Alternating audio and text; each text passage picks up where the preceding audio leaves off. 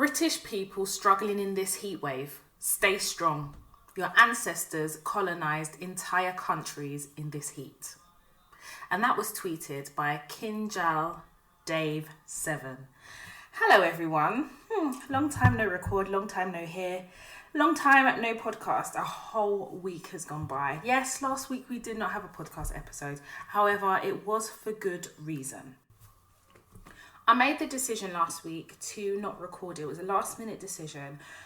And it was because the Toy Talks Academy and everything else that I'm doing, planning a wedding, being a wife, my career, my business, everything just kind of got on top of me, and I knew that something had to give. In order for me to get the Toy Talks Academy underway, I knew that I had to not put out a podcast episode that week and just focus on what needed to be done, because the pressure on the people working with me was immense, because the back end appeared to be very complicated and I was relying on them to learn how to use it.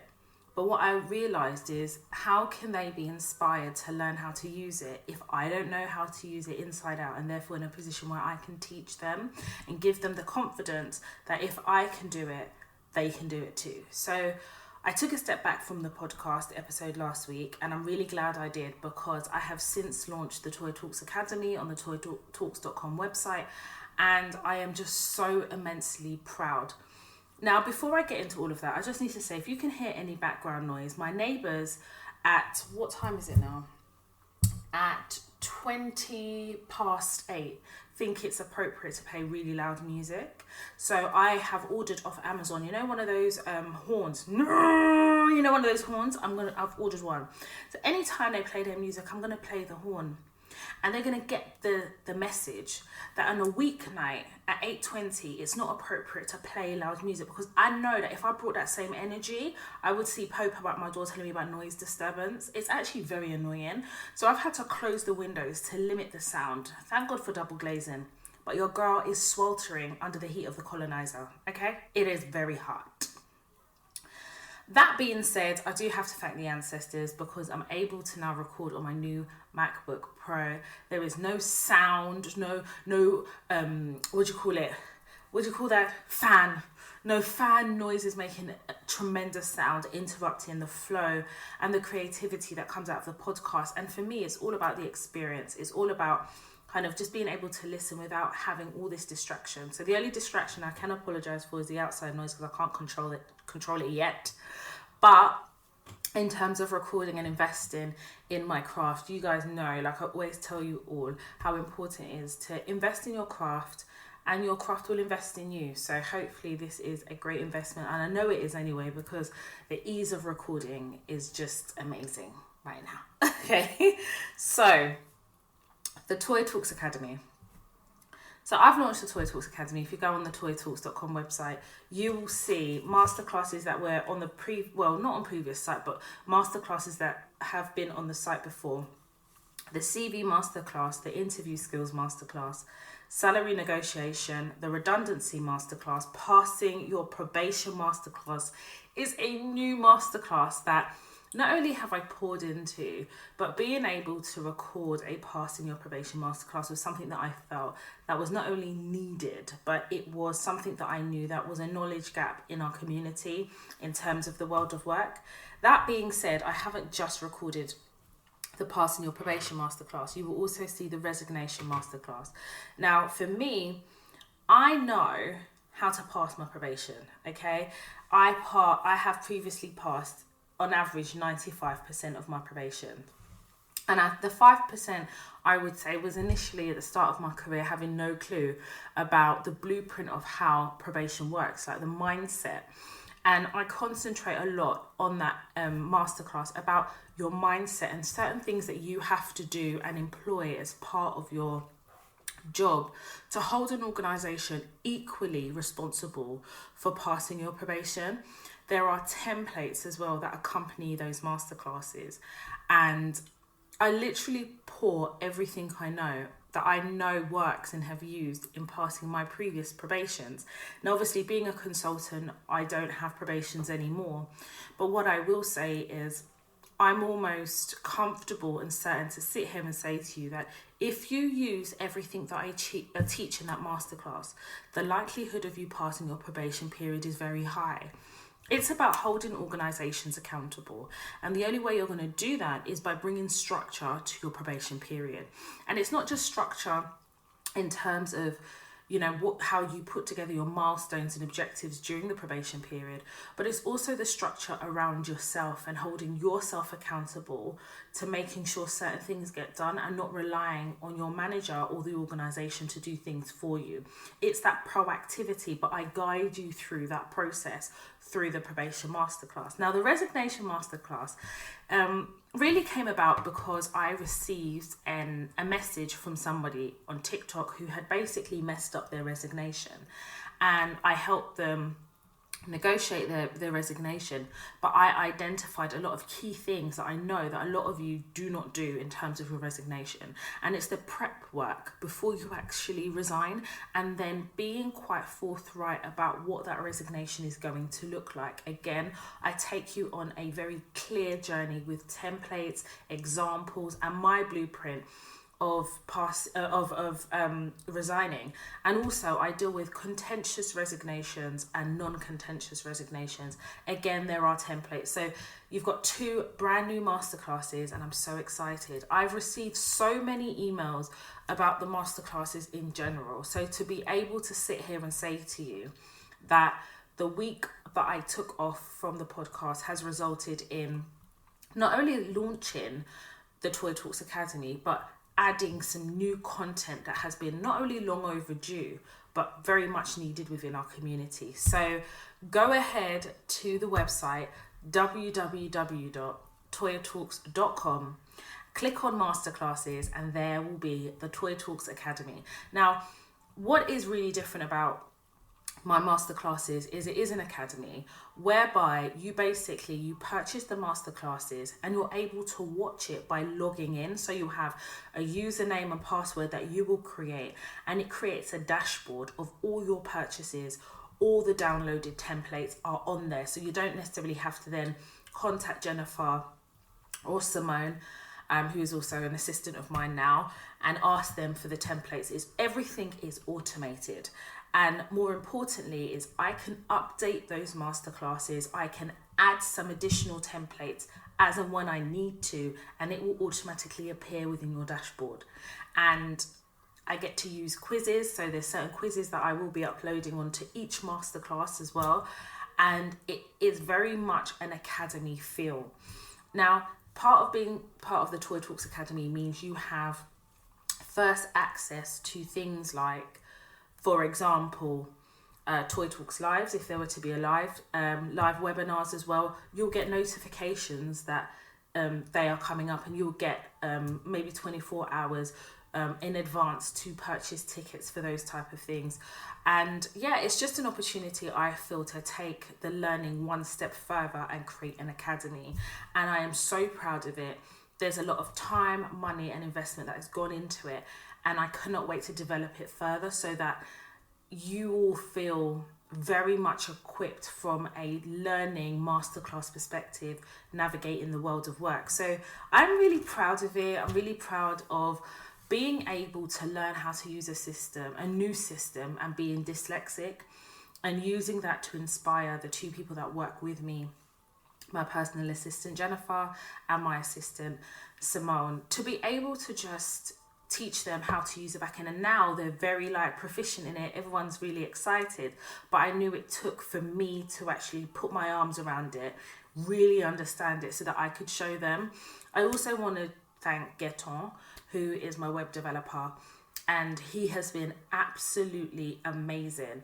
All the user testing, all the back end processes, I think I went through things with him maybe 3-4 times, and he was so patient, and he understood that I needed logic to be able then to teach the 2 ladies that assist me with my business. And he really understands my business. He understands the direction I want to take it in. So to be able to sit here and say I have an academy is not only an achievement, but it's also an opportunity for me to take the learnings, the ability to continue to teach, guide and educate Black women how to navigate the world of work. And that to me is just amazing. So yeah, if you haven't already, make sure you go onto the website, have a look. Those people who have been wanting to purchase masterclasses, you are able to do so, and you are going to have an amazing user experience. That being said, talk about user experience. Oh, her phone is not on silent. Her phone is on silent now. Thank you. So I've entitled this podcast episode, The First Daughter. And what I will say is, you know, I don't want to make it too heavy, but I definitely think that this is a topic that needs to be tackled. You know, I have an episode where I talk about the mother and daughter relationship and I bring my own experience, but I really do think it's time that we actually address the first daughter and kind of the experiences that we have that are quite unique to our siblings, how that then manifests in our adult life, and a lot of the trauma, and maybe I would say a lot of the experiences that place us in a really difficult position, brings out certain personality traits like the pick me, please me personality traits that I feel that I definitely had previously. And what I will say is, again, therapy has been probably one of the best things I've ever done in my life, because it's enabled me to unpack certain traumas and work through certain things. And I was able to identify certain things in my personality trait that was not intrinsic to me, but as a result of responses to experiences. So to be able to sit here on a podcast that I know is going to touch so many people and talk about this topic is a blessing, and I'm really looking forward to addressing it. But you know how we do it here. Before we kind of get into the meat and potatoes, there's a couple of things that we need to talk about before we actually launch into the podcast episode. So it looks as though Rishi Sunak may actually become the leader of the Conservative Party. And what that means is he will then automatically become the Prime Minister of the UK. Let it not go above your head that there were some really interesting contenders. I think it's down now to the final two. But this country would sooner see an Asian person Prime Minister than a Black person. This country is not ready for a Black person. Talk about a Black woman, even less so prepared for that. This country is so intrinsically racist that in thinking about how progressive this country is, it isn't progressive. But what this country sees as progressive is if an Asian Prime Minister is made Prime Minister, Asian person is made Prime Minister, the way this country looks at it is it's part of the Bay melting pot. So you can already see the problem right there, because our experiences, our Blackness is not the same as other ethnic minorities. And I feel like the Asian community have far more advanced themselves in being able to navigate white spaces more so than Black people. I say this because Kemi, let me get her name right, Kemi Badenoch, she's a Nigerian babe. And she was in the running to, obviously she wanted to be voted the leader of the Conservatives. And some of the things that she was saying, now everyone's entitled to their views and their opinions, but you have to take into consideration the party in which you're looking to represent, and then the country that you would effectively be leading. And I kind of felt like there was no type of awareness. She lacked a level of awareness, and I started to think it when she started to bash Nigerian politicians, and everything she said about Nigerian politics and politicians is absolutely true. But my thing with her is, why do you feel like you need to publicly condemn Nigeria to be accepted by the white man when you know the reality is that is not going to advance you any further or any closer to being the leader of the Conservative Party? But she was willing to do that. That is effectively trading in your identity to be accepted by the white man. So when I saw that, I thought, yeah, babes, I don't actually think it's going to happen for you. As a Black woman, I definitely know this country isn't even ready for that. But I would say that she did put up a good fight, but her ethics, her morals were incompatible with what I could feel comfortable with anyway. But also as well, I think that she was a little tone deaf. Sometimes I tend to think that sometimes you have to play the politics and to get into a position to affect change. And I don't think she got that. And this is the difference between her and Rishi Sunak. And don't get it twisted. I think Rishi Sunak is awful. Yeah, awful. He is so far removed from the people of the world. He's from a different echelon. He doesn't know what it is to suffer. He doesn't know poverty. He doesn't know what struggle looks like because he didn't come from that. He did not come from it. So he doesn't get it. And you see, for me, I'm so big on integrity. And don't get me wrong, I think sometimes you have to play in the mud a little bit. I get all of that. But I feel like the way he stabbed Boris Johnson in the back is actually quite chillingly scary. It's very chillingly scary because he doesn't even front it. He doesn't even own it. And Dominic Cummings is very, very quiet at the moment. And I put it to you that he has been the puppeteer in the background that has been pulling all the strings. And I always felt as though Rishi Sunak was his preferred alternative to Boris anyway. So it's not surprising that we're down to the last two candidates and one of them is Rishi Sunak. And the likelihood is very, very high. I think the last poll they did, they do like a sense check of the kind of the party feel. I think it was Rishi Sunak, but the margin wasn't that big, to be fair. I don't remember the other woman. It's a white lady, I can't remember her name, but that tells you just how much I'm interested in this. And I'm not particularly interested because it's going to be the Conservative Party. So for me, I'm just anticipating a lot of hardship, and you're dealing with somebody who is so far removed to what people are actually living and going through, that this man is a millionaire in his rights and his wife is a billionaire. Do you understand? So who is he going to be looking after and protecting? It's the people upwards. He has no, in my view and opinion, he's got no concept of the fact that we're going to petrol stations and we're filling up half tanks close to £100. For him, that's nothing. For him, that's a dessert. He doesn't see it as anything. I don't necessarily think that somebody who was the former Chancellor of the Exchequer that was kind of questioned on certain party ethics without a clear investigation. So, for example, they said that how he held dual nationality when he was Chancellor of the Exchequer in the beginning and didn't actually declare it. But then it seems to have faded away. And this is what happens. When it's a black person that has something called into disrepute, it never fades away. The press will hound that person into a confession that they haven't even meant to make. Whereas I feel like when it comes to certain demographics of society that the press deem as palatable, they'll just paper over the cracks. Now, I'm not even going to get into racism and politics. So that's not what I'm here to do. What I do want to do is just highlight the reality of what our experiences are going to be now. And there is part of me that does respect the Asian community as well, because the Asian community in general, from my opinion, work really, really hard. And they're a little bit more progressive in society in comparison to us in the black community.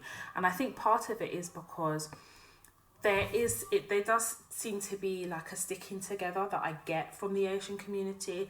I definitely believe that typically the Asian community not only work hard, but they really pour everything into providing and working hard for their family in a way that I feel is more collaborative than the black community. So I'm not particularly surprised that this country will see an Asian prime minister for the first time ever before a black person.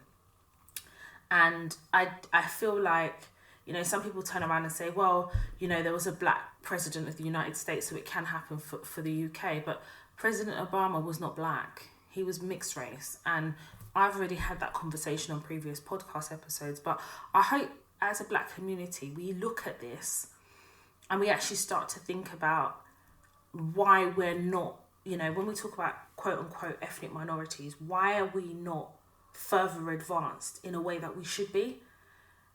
For the knowledge, the brains, the creativity, the hard work that exists within our community, why hasn't there been somebody within our community that has advanced to a level whereby they too have the opportunity to be prime minister? And then I think we do need to ask ourselves as well, why is this country not ready for a black prime minister? And I personally, this is my view, I personally think that this country, in order to be ready for a black prime minister, they need to actively, as a country, need to admit their role in slavery. Until they admit their role in slavery, until they admit slavery, until they admit the barbaric abuse of Africa, until they admit to the slaughter of black people, not just in Africa, in the Caribbean too, until that happens, there will never be a black prime minister, because having a black prime minister is reminding non-black people of what's happened and what white people refuse to admit. So last week, I obviously was at work. I'm a remote worker, and I'm consulting a particular organisation. I've been there for a few weeks now. I am actually really enjoying it, and I definitely feel as though it was the right choice, and I'm working in the right organisation, and they really do appreciate the skills and experience that I bring. And no organisation is perfect, but you know what? I've seen pepper, I've seen fire, I've seen everything, and there's still more to see. And in being able to compare experiences, I definitely feel as though, this it's okay. There's nothing that kind of I can sit here and say was absolutely terrible or bad. What I will say is no organisation is perfect. But I had a meeting last week, and basically I don't do procurement. I do commercial contract management, but I understand procurement. I have experience in it. I've done procurement exercises before. I just don't enjoy it. I find procurement very boring and very laborious, tedious, repetitive. But lucky for me, there is a procurement function within the organisation I work at. So there is a requirement from one of my key stakeholders, and I look after a particular division. So when they have a requirement, procurement based, I tend to kind of triage it, but I would make sure that before I kind of step back, that the requirement is understood. And it had initially gone to my boss first, so she just let me know that this is required. Straight to my stakeholder, got a statement of requirements from my stakeholder. So now I just needed to kind of introduce the requirement to procurement, and then join up procurement and my stakeholder, and then actually take a step back. So I reached out to the procurement team, to the head of that team, really lovely lady, and she was like, you know what, Toy, we might be able to help you out with this. I'll come back to you. Then she delegated it to these two men. The first man let's call him Ben. Ben is a black man. He's a black Igbo man. And let's call the other man Tom. Tom is a white man. So as I joined this call, so I put in the time in the diaries, I just sent out a note. Ben joined the call, and Ben, obviously that's not his name, I've used an alias here, but he has the same name as my cousin. And when him and I joined the call, it was just us, because we were waiting on Tom to join. So I said to Ben, oh Ben, you've got the same name as one of my cousins actually. You kind of break the ice, right? And he says, oh, you know us, we're everywhere. So that was him acknowledging that he knew I was also a Nigerian Igbo woman. And our cameras were on, fine, no problem. Tom joins the call, and Tom's energy is a little weird, but this is what I expect from older white men. They tend to behave like that in my industry. This level of pomposity that tends to come through on the camera, like they've got a chip on their shoulder, like their wife didn't butter their toast in the morning, so they're angry, and they wanted jam but they didn't get jam, they got peanut butter, so they pissed. That type of energy, Anyway, so I began to explain the requirement, bearing in mind they hadn't seen the statement of requirements. Their boss hadn't shared that with them, but that's fine. I'm able to explain it and send it on after the call. So as I'm going through the requirement, Tom keeps interrupting me. Bearing in mind that when Tom joined the call late, he didn't even introduce himself, nothing, not a hello, fair enough. You know, if that's the scene you want to set, I have no problem with that. The most important thing to me is being able to quickly do my due diligence, but understanding that I need to try and get something out of this meeting and duck. I'm not here to be liked, and I'm not here to try and be accepted. I don't really give a shit about that, because I've come to realise if you're looking for acceptance in predominantly white spaces, you're not going to get it. And ultimately, a lot of these people feel very threatened by us, because they know, number one, when they see our job title or even just see that we're there, they're already annoyed. Like, why is she here? You know, that's the energy that I tend to get within my industry, especially when dealing with white men of a certain age bracket. Now, as I was talking, he kept interrupting me. And I started to get a bit agitated. And I got agitated because I thought, I'm not getting to the end of my sentences here. And his interruption is causing this call to be protracted. It's a 30-minute call. It shouldn't even take 30 minutes. It should take 20 minutes, and the remaining minutes should be left for questions. So I do this thing where I press down on my toes. When I'm getting annoyed, I press down on my toes. And the reason I do that is it centers me and it reminds me that I can't get annoyed. And it's a habit now. It's now part of me. When I feel like I'm getting annoyed, I press down on my toes, and it almost kind of rebalances and recalibrates me. So, I said to him, and remember, this is like the hottest day of the year. And Ben's not saying anything. Ben has become a mute. Bearing in mind, when Tom joined the call, Ben said to him, "Oh, are you not wearing your Hawaiian shirt today? I was expecting to see your Hawaiian shirt." Then they start laughing. I thought to myself, typical black man. He's now aligning himself with this white man for whatever reason. And for me, I don't necessarily think there's an issue with it, but it's a reminder to me that the proximity to masculinity for a black man allows them to put themselves in a situation where a white man doesn't necessarily always see them as a threat. But I don't have that proximity because I'm a black woman. And the thing is as well, my experience with white men in the workplace, and I've shared my experiences here live and direct as they've been happening, is they either see me as a threat, they see me as a challenge, or they see it as an opportunity to show me who's boss and oppress me.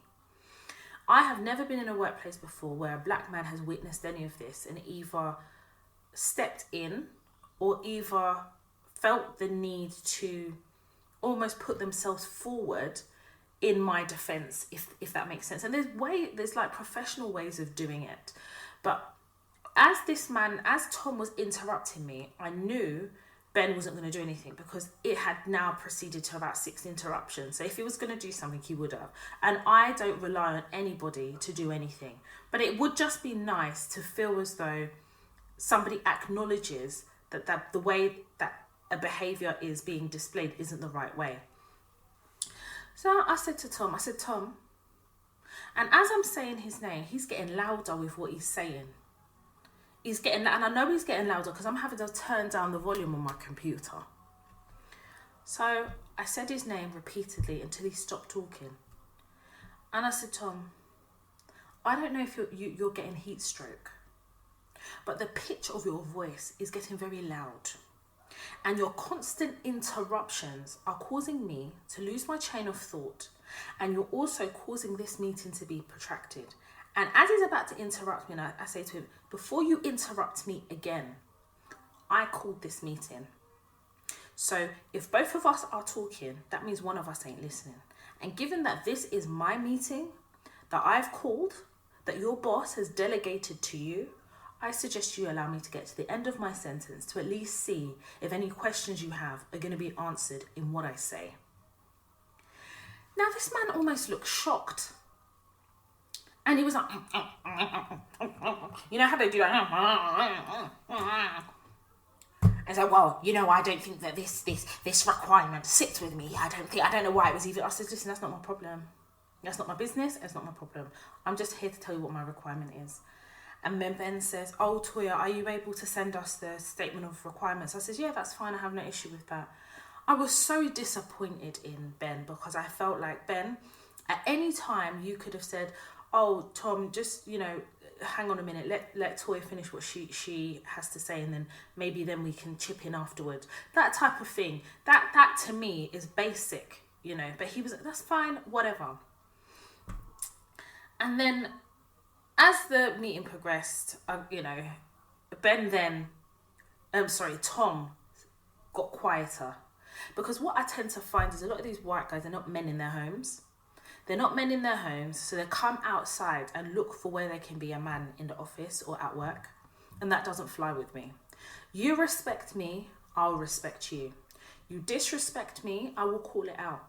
And I will do it in the most professional way. But you cross me, we are going to have a problem. And that has to be my attitude, because I've spent far too long being oppressed and depressed in the workplace. And you have to nip these things in the bud. Because they may appear very small, but they'll get out of hand really quick.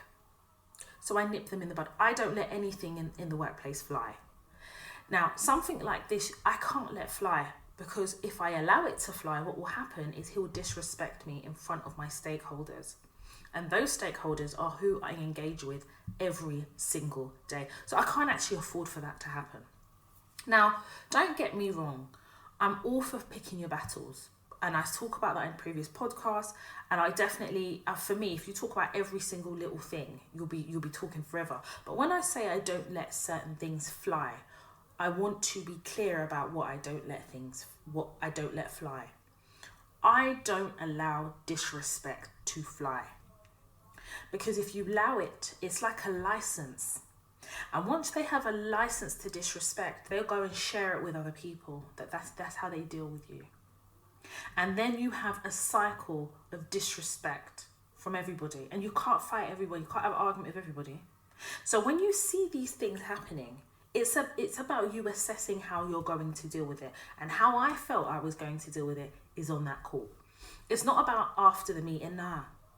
I felt as though his pomposity on that call warranted me to address him like that. Because maybe he's having heat stroke. I don't know.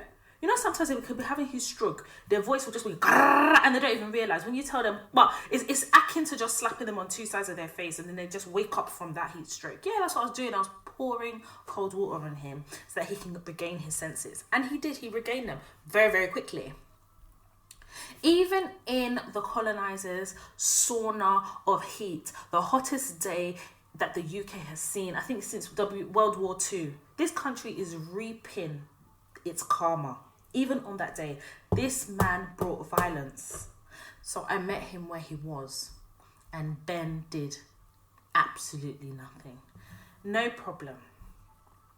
So it ended really well. And I said to them, these are the actions, because I had to lead the call, because clearly Rain and Stimpy here weren't gonna, it's almost like they were trying to shirk responsibility. No problem.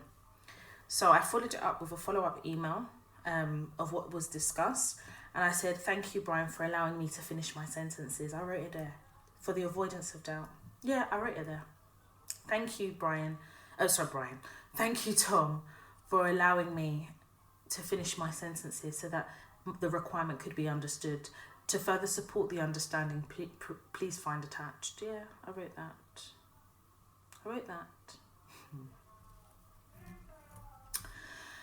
So then Ben sent an email and he says, Toya, would you be able to set up a meeting with me, you, and the stakeholder? So he's cut Tom off now. He doesn't want Tom in the meeting because he can see that Tom effectively is going to make his job difficult, which is fair enough, however you want to play it. I don't give a shit. Just address my requirements and get it done. And I said to him, yeah, that's fine.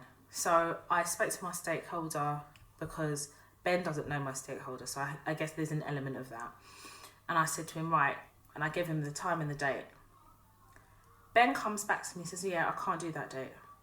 So in my head, I'm thinking, okay, well, wouldn't you have told me the times you can't do and the times do you understand? I'm thinking, what is this? And then I said to him, can you give me your availability? And then I could just kind of work it around my diary and my stakeholder's diary. He goes, oh, my diary is open. So can you see how the disrespect has transcended? Because this black man is now trying to show me who's boss. It's almost like, well, you showed Tom who's boss, but I'm going to show you, Toya, who's boss. And that comes from, do you know where it comes from? It comes from patriarchy. It comes from culture as well, where a lot of these black men in our culture are made to feel like kings. And they're not kings. I don't know how you can be a 5'3" king, because when he stood up to go and close his window, he looked like he was 5'3". And whilst I have nothing against short people, short men scare me. And I have said this before. And I understand with short men, they have a lot more to prove to make up for the height difference. I get that. But what you're not going to do is make me your diary manager. And that's what he tried to do. My diary is open. So basically what he's saying to me is, you need to go into my diary, find my availability and book that time in. I am a senior commercial contract manager. I am not a senior diary manager. That's not what I am. But remember, there's more than one way to skin a cat. You don't have to get into a back and forth. Not everything requires that. Now, when you develop the skills of understanding how to navigate the world of work, you have to also understand how to navigate some black men who refuse to be on code. There are some black men that refuse to be on code because it doesn't benefit them. Some black men don't see being on code as benefiting them because they want to be good with the white man who they feel will advance them to the next level. But what some of these black men don't realize is, you may think you're good with these white people, but they don't respect you because they know what you're doing. They don't respect you. But cool, that's not my business. I said to myself, all right, you want to go there? You want to go there with me? Okay, I'm going to be the diary manager of the year. So I went to my stakeholder's diary and I had a look. And my stakeholder is very clear. He says, Toya, I'm willing to work after 5. That's what my stakeholder is on. I'm all right. I'm like, oh, all right then. That'll be all right. We go do that. So you know what time I put the meeting for? Yeah. This week, Friday. So I don't know what date this week, Friday is. I'll tell you though. This week, Friday will be the 29th of July at 4 p.m. That's when I put the meeting. Now, I know that my stakeholder talks a lot. So that meeting will go on till 6 p.m. And the last time I checked, I had no commitments on Friday. I ain't going to the gym. And I sure as hell don't have no kids. So guess what, Ben? The meeting's 4 p.m. on Friday. So I put it in the diary. My stakeholder accepted. I accepted. And you know what Ben did? Ben sent me an IM message. So you know how to IM me? Wow. It says, Toya, you've put the meeting 4 p.m. on a Friday. And you know what my response was? Nothing. I didn't say a damn word. Because when you wanted to be stupid, you started by allowing Tom to disrespect me. That every time I was talking, he was interrupting me. He raised his voice. Even if you didn't think he did that, I brought it to his attention so you and him knew that he had done that. At no point did you want to step in. At no point did you say anything. At no point did you send an IM, because that was not your conversation to have. No problem. Then you tried to take me from one chief. You tried to take me from one dickhead by telling me that you can't make the meeting. Fine. Then telling me, I asked you for your availability. It's for you to go in your diary and suggest what works for you. You didn't want to do that. You told me your diary is open. I should go and have a look at your diary. Well, I had a look at your diary, and you should be ashamed of your diary because there was hardly anything in there. I'm just trying to understand what you do. But since you had a lot of availability, Friday 4 p.m, the day before Saturday, is when we're going to have that meeting. And I'm going to drag that meeting till 6. I'm going to drag it to teach you a lesson. So next time when I ask you about your availability, it will come very, very swift. You see, some of these people in the workplace, my dear black queens, will try to provoke you into a back and forth, to trade words. So he's already seen my experiences with his colleague Tom. He came with his own Nonsense. You have to learn how to deal with these people. Now, what you can't do is go to my boss and say, oh, Toya put in a meeting at 4 p.m. on a Friday. You can't do that. That is a working day. That is a working day. And there's more than one way to skin a cat. And the way I'm skinning Ben's cat is at 4 p.m. on a Friday. In the words of Candy Burrows from The Real Housewives of Atlanta, my name is not Michelle Obama. When they go low, I go lower. Michelle Obama says when they go low, we go high. I can't go high, darling, because I'm scared of heights. So I go lower. I go lower. Because when I go lower, we're on an equal playing field. And when I really had to deep it, I thought to myself, well, typical, innit? Typical. Some of our black men, and I say our, and it's not the proverbial our, right? Some of them just refuse to be on code. And do you know why? Because they've never had to be on code. Because a lot of them are so well pampered at home. They're told they are kings. Some of them can't even tie their shoelaces properly, but they're told that they are kings. Some of them don't know how to clean the toilet seat properly. Some of them don't wipe their asses properly. They have the cheek to critique black women, but they refuse to turn the mirror on themselves. Some of these black men are so spoilt by our black mothers that when they go into the world of work and they see us, they're still trying to bring that big shoulder, high shoulder behavior, and I'm not going to have it. Because what we're not going to do is start mixing professional work with culture. That's not what we're going to do. But I know that's where it comes from. I know that king complex comes from the culture. We're black men in our culture, and I'm from the African culture. I'm a Nigerian woman. My culture is Nigerian. I know how Nigerian boys are treated in comparison to the daughters, because I am a daughter and I know how I have been treated. And here we have the title of the podcast, The First Daughter. I feel like today's episode of the podcast needs to be listened to in conjunction to a previous episode I did called Mummy Issues Part 1, because I think it will give a bit of context. And also I feel as though the experience of like firstborn daughters, and not, I mean, I speak from that perspective, right? Because I'm the only daughter, I'm the firstborn. But I know that from speaking to people and friends that, you know, the subsequent daughters in a family also have their own experience. But for the purposes of this episode and the context in which I'm speaking, the perspective that I'm speaking from is my own, being the first born daughter. I definitely have always felt as though the boys have always been favoured, and I think part of it comes from our culture of seeing boys as the prize. So the question is, if you see boys as the prize, what are the girls? Like the substitute, the patcher-upper, the seat fillers? Like, what is that? You know, I'll give you an example. Like, I always used to witness my mum telling my brothers that she loved them, but my mum did never tell me that. And I would always say it to her in the hope that one day she'd say it to me. And she just... And to be fair, my mum wasn't like the lovey-dovey type in that way, but I definitely feel when it came to the boys, she was a lot more vocal.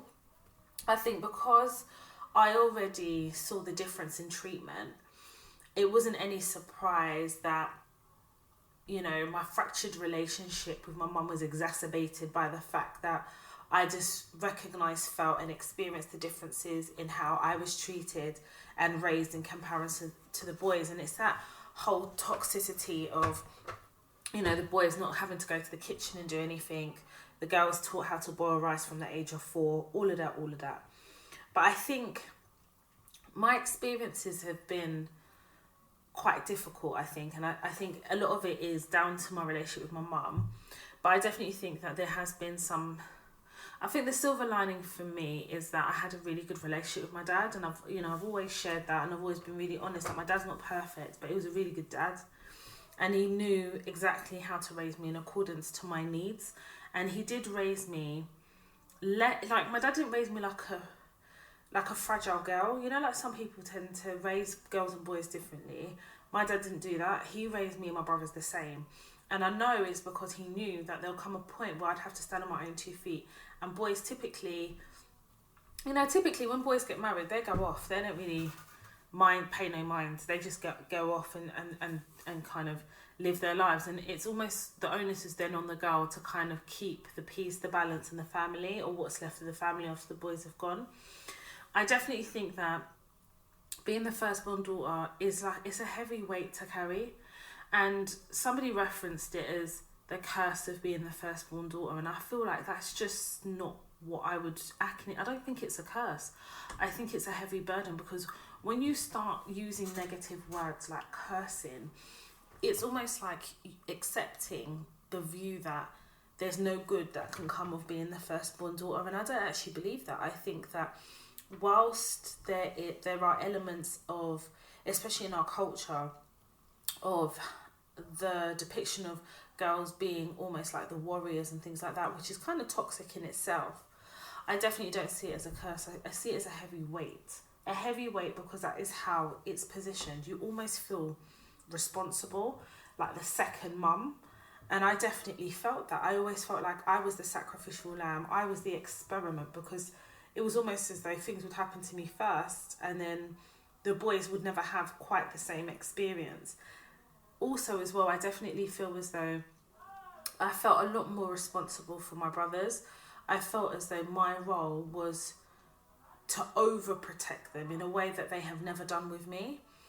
And even now, like as adults, I definitely feel that a lot of the things that happened when we were younger, whereby they were just emotionally spoiled, has transcended into adulthood. And I think that a lot of firstborn daughters, we carry a lot of responsibility quite early. And what happens with that responsibility, it's that becomes the burden. And then everybody depends on you. And this is where I think that culture is quite toxic, in that you're made to feel guilty if you are anything other than strong and formidable. You're not allowed to rest. You're not allowed to break down. You're not allowed to be upset. You are supposed to be almost like the safe pair of hands, the person that will go and graft and go and forage. You are the second parent. And I think, in my view, I think it's quite a toxic way to be, because you kind of strip the person of a childhood very early by giving them adult responsibilities. And what happens is that then finds its way into adulthood, where you're always the adult. You never have a day off. And, some of my female friends who are the first daughters are quite resentful of that position.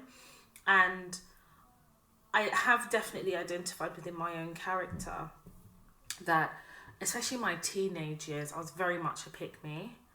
Very, very much a pick-me, because I never felt I was picked at home. I always felt that, I always felt invisible, almost. And that invisibleness, if that's a word, meant that I wanted to be present, to be picked in other situations outside of my family. So in school, within friendship groups, especially as a teenager, I almost tell you that I was definitely the person who was always the clown in school, because I was then recognised for being funny, and that in itself centered me. And then I became a pick-me as part of it, because then I used to hang around a lot more with the boys. I got on with the girls really, really well, don't get that twisted, but I was definitely a pick-me at school, because I wasn't picked at home. And I recognise now, having gone through therapy and having to do a lot of work to unlearn certain things and recognise where the toxicity within the culture sits, I've been able to then look back at my life and see where certain things displayed itself. I definitely say that, definitely early teenage years, early 20s, I was a people pleaser, because that's the position you're placed in if you come from a home, typically, in my experience, where you were a first-born daughter, because you want to make your parents happy. So if it means studying a course that you have no affiliation or no experience in it, something that you're not interested in, you would do it anyway, because you just want to please the home. I'm going to look after my brothers. I'm going to look after my younger siblings. I'm going to, forego certain school trips. I'm going to forego, spending time with my friends and being a child because I want to please my parents by being the adult that they want me to be at 9 years old, for example. I definitely feel as though the cycle of that behaviour, if you don't recognise it and work through it, it starts to bleed into your adult life because it becomes a part of who you are. Like the person that is, you almost feel like a caregiver, like a secondary caregiver. And whilst that may be beautiful for some people, and may some people's experiences of that may be something that they enjoy, I've got to be honest, as I've gotten older, I actually resented it. And I resented it because I feel like, I'm going to go on the record and say something here, maybe something a little bit controversial. I think the younger siblings who have never had to take on the responsibility in the same way that the firstborn daughters are or have, I think the younger siblings are ungrateful. They're ungrateful, they are spoilt, they are disrespectful, because they still expect you to maintain that role even as an adult. And I'm going to give you an example of something. I was that person with my brothers. I always felt like an outcast. I always felt like I just didn't belong. I just didn't. I always felt like things happened to me because I was the firstborn and it was supposed to happen to me so that it didn't happen to my brothers. I was a person, if my brothers were in trouble, I would sacrifice myself. I would throw myself, as a sacrificial lamb. I would argue with my mum to deflect from them because I felt like that was my role, to protect them, to be their protector. And it never stopped as I got older. And I remember when financially things were so difficult for me in my 20s. I had really poor relationship with finances. I was financially illiterate. I was just ridiculous with money.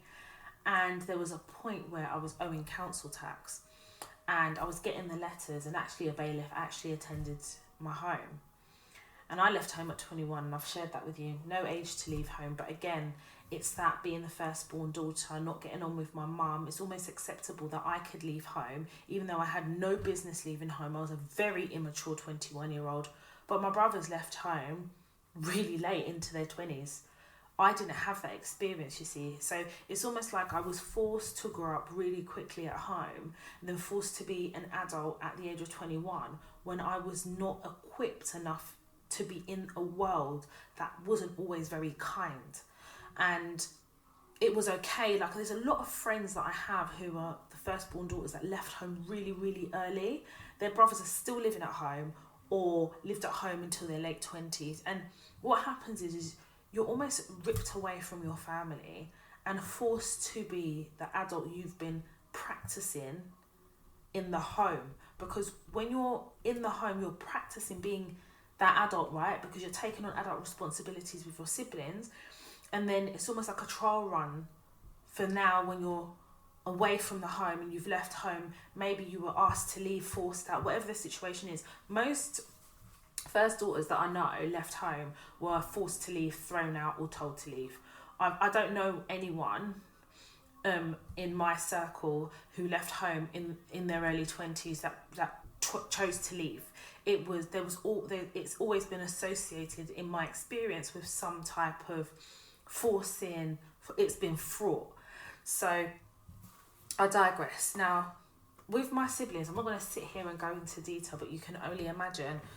I know how much I've been there for them, and the truth is the truth. But I had no money. I had none. And in my 20s, I'd also say that I had no money also because I didn't know how to budget properly. And I think my dad did try to teach me it, but I think if I had spent a bit more time in the home and had that security and safety, I could have made my mistakes at home and have them corrected. But I didn't. So I was making them outside when they were actually having a financial impact on my credit, when it was having a financial impact on my day-to-day life. And I remember asking one of my brothers for, I think it was like £100 to pay what I owed on my council tax. And my brother said, I don't believe that you need it for council tax. I said, what do you mean you don't believe? I says, I've got bailiff letter. Like, are you wanting me to show you that bailiff letter or something? And he said, I've got it, I could give it to you, but I don't believe that you're going to use it to pay your council tax off. And I thought to myself, I've just told you that a bailiff has knocked at my door and left me a letter and effectively said that they're coming back and they could seize items. And I didn't even have very much, but what I have was my own.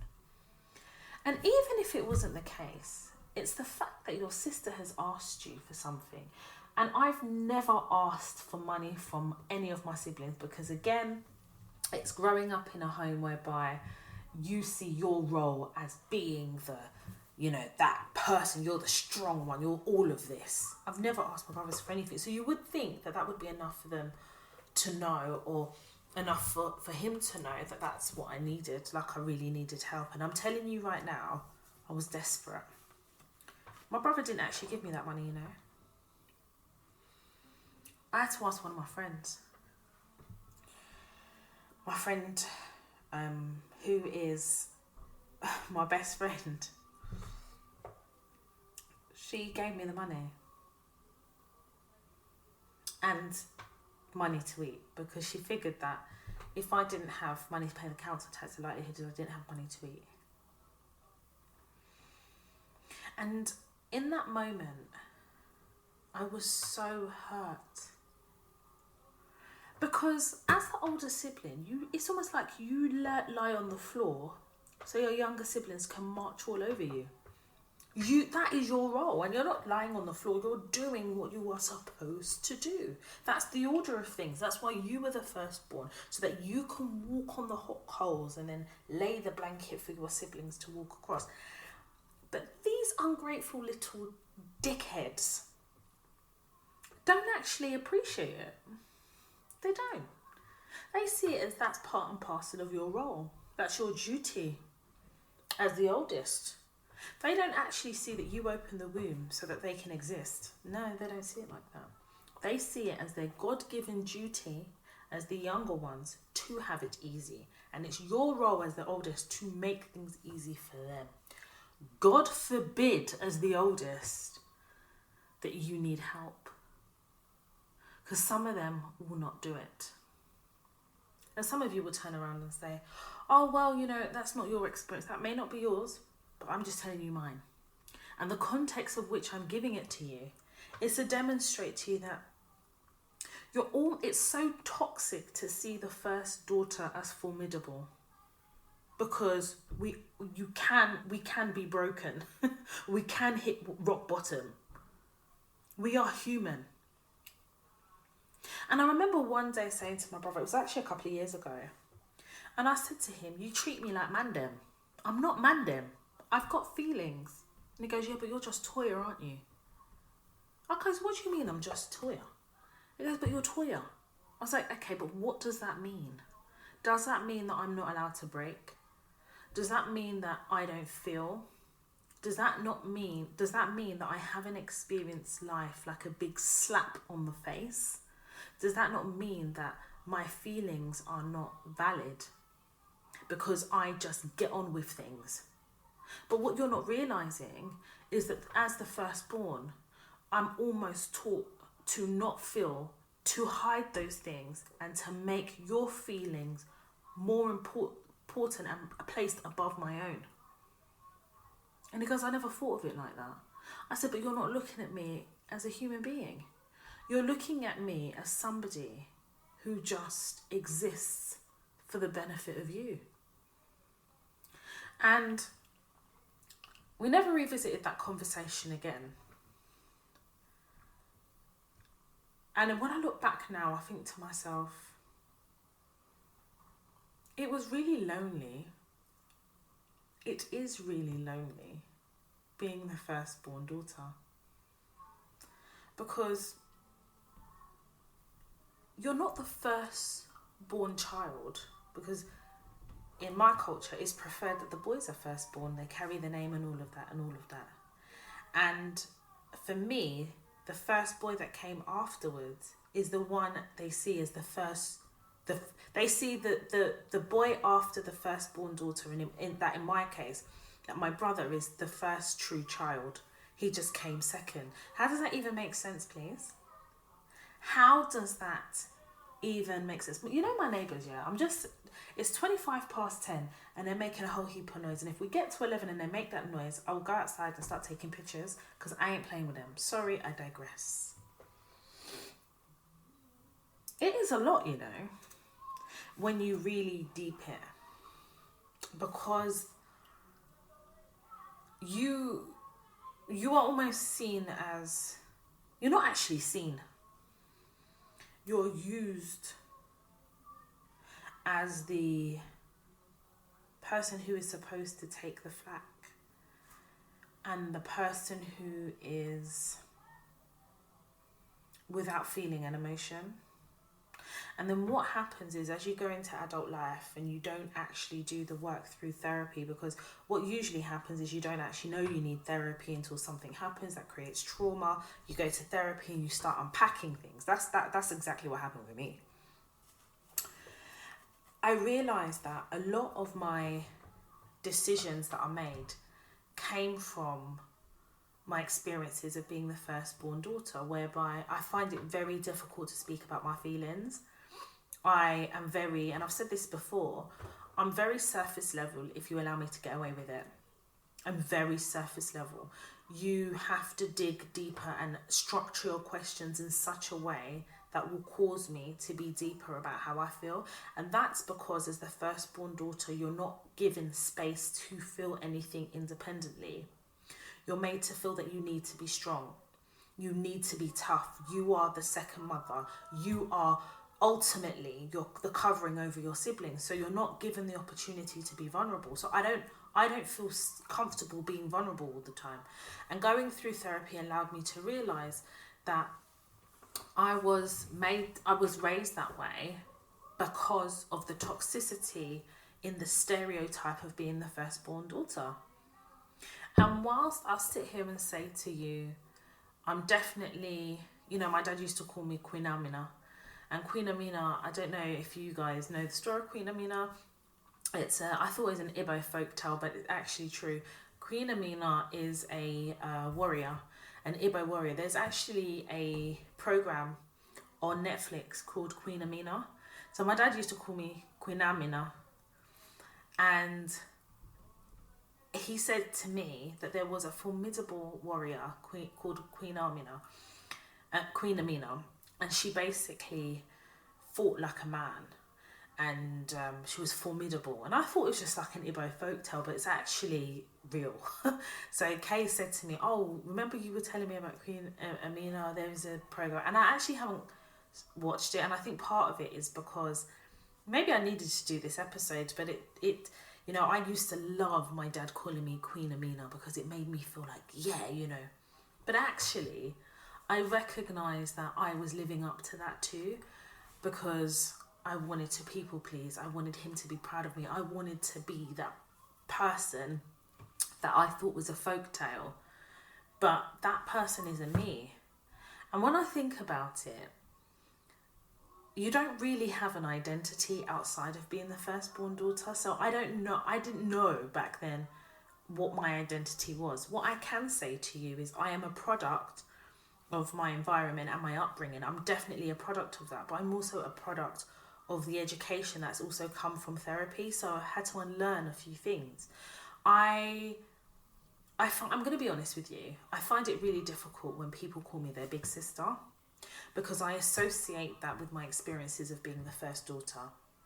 And I remember, and some of you may remember, especially on Snapchat, where I used to get really irritated and upset when people call me their big sister. I used to say to people, please don't call me that. It is a lot of pressure.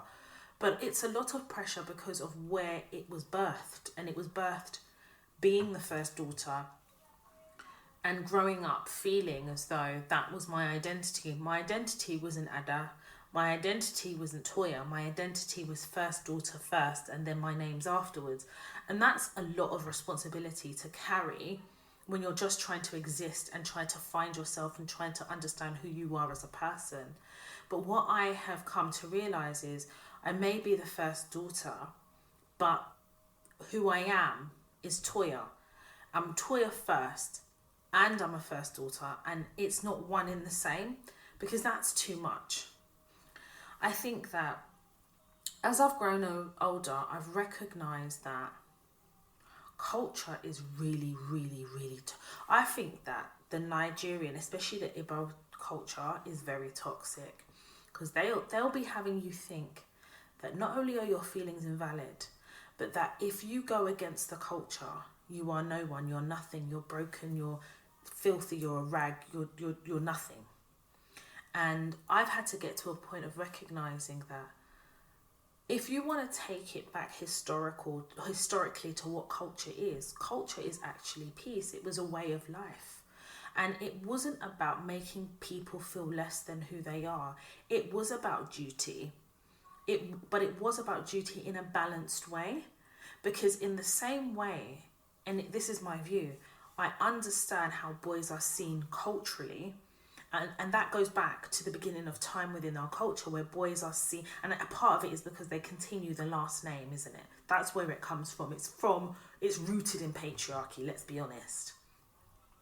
But the reality of what culture is and how culture is interpreted by our parents, it's interpreted alongside religion, where our parents interpret religion and culture to the benefit of themselves. And they believe that they have a direct conversation, a direct link to God, in a way that the children of those parents do not. And that's bullshit. I used to believe, as the firstborn daughter, that my mum would say things and it was from her lips to God's ears. That's what I used to think. Now, when you have a mother who is a chronic, in my view, narcissist, that could be very dangerous and detrimental to one's mental health. Like, my mental health has been shaken to the core, thinking about culture, understanding how religion is peddled in our culture, and feeling as though God, and you know, I was raised in religion, that God doesn't listen to me. He doesn't listen to children. He listens to my mum first. That level of control and power can break a child. And it can break an adult. If that adult doesn't do the work and go into therapy and unlearn certain things, parents who weaponize religion and culture risk losing their child when their child becomes an adult. Because that's the position my mum is in. And that's the position a lot of parents are in. A lot of parents talk about the Bible and they talk about culture as one in the same. But it's really funny how there is a line in the Bible that says, parents, do not provoke your children. But that is the line that parents never actually read. They'll read everything else in that paragraph, but they'll skip that bit. You can't treat your child like shit, then expect that child in adulthood to have a healthy relationship with you. This is why some of your kids are living in different countries. This is why some of your kids are living in different parts of the UK or in a different state to you, because they're trying to learn how to think and be and exist independently of your toxicity. Someone asked me a question the other day about boundaries. And I had to ask her, I said, how do you expect to create boundaries with you and your parents if you live 5 minutes away from them? That doesn't make any sense. It doesn't make any sense. If you want to set boundaries, what are boundaries? Boundaries are teaching people how to interact and deal with you. That's what boundaries are, is letting people know how far they can go with you before it becomes a problem. How far people can go with you before they are encroaching on your personal existence, well-being and environment. That's what boundaries are, really. But African parents, unfortunately, and I say African parents because my parents are African. If you are a non-African and can relate to this, that's great. But setting boundaries to an African parent is seen as being disrespectful. Can you see how culture can be toxic? But you, as a child of a parent, an African parent, need to know your boundaries, because that is respect. But apparently it's not mutual. It doesn't go both ways. And I'm here to tell you that it does. It does because of sanity. It does because of your sanity. I'm going to tell you this right now. When I put boundaries with my brothers, I became the prodigal daughter. I am the prodigal daughter. When I put boundaries with my brothers, I have been told that I have no heart, I'm heartless, I don't care about my family, all that emotional manipulation. And this is why I say to people, don't try to emotionally manipulate me. It is the worst thing you can do. Because if my siblings have tried and failed, who the hell are you? Emotional manipulation is a very, very real tool that are used by our younger siblings, and in this context, our younger siblings, so that they can exert that, they can exert that emotional hold over you to get you to do certain things that they're used to you doing, being the oldest daughter. Can you see how the cycle of toxicity can be very dangerous and really hard to break? Because once you are in it, you become trapped by emotion. So you're not trapped just by culture, you're not trapped just by religion, you're also trapped by guilt. Because you feel so responsible, so then you start to feel like you have failed. And what happens is when you show that vulnerability of feeling that fear of failing, our siblings who have never really appreciated the role that you have played will then use it as a weapon to emotionally abuse their position to get you to do what they want. And that's exactly my experience. I'm going to be very, very honest with you. If you do not create boundaries with your parents, with your siblings, you are going to end up without a relationship, on your own and lonely, while you're watching your siblings live the life that they don't want you to. They'll cheat you out of it because you're too busy trying to make things right all the time. You're too busy trying to be the people pleaser. You're too busy trying to be the pick-me. You're too busy trying to be the good daughter. And I'm so sorry. I don't want to be the good daughter anymore. I'm done with that. Being the good daughter is difficult because everybody has a different interpretation of what good is. Everybody knows how you should behave, but not how they should behave with you. Everybody knows how you should behave, but not how they should behave with you. Because they've never been taught or never felt that they need to behave in a certain way with you. Because you're just you. You're just Toya, innit? You're just you. You're just you. They're used to you always showing up, always being there without fail. And that's fucking exhausting. It's fucking exhausting. I'm not going to sit here and say to you that it's easy to go down this road of what's the word? Unlearning the unhealthy habits that have become a part of us by being the first daughter. But I'm going to tell you this now. It's time to set yourself free. Because what you do not want to be is the person in your 40s, your 50s and your 60s, bitter, lonely and alone while you're watching and celebrating your siblings if they've achieved certain milestones that you cheated yourself out of because of duty. That is a smelly duty where it requires you to be miserable so that your siblings, your parents, your family can be happy. Why must there be a sacrifice of your own happiness and your own ability to reach your full potential? Why must that be a sacrifice so others can be happy? And that was a question I had to ask myself. And when I asked myself the question, I realized something. Life is a choice. You can choose to live or you can choose to exist. And I choose to live. Because I choose to live, it means that there's a few people that have their nose slightly out of joint. And I don't give a shit. Because when you live a life of constant service, you realize that your cup is empty. Because whilst you've been living to serve others, while you have been living to serve your ungrateful siblings, when you have lived a life to serve everybody but you, how can you continue to serve from an empty cup? My cup has been empty for a long time, until I got to a point where I realised a few things. When I tried to commit suicide twice, I was on my own. The only person that was there for me at the time was my neighbour. Because I was living on my own. My neighbour, coincidentally, was a nurse. My brothers didn't come and see me.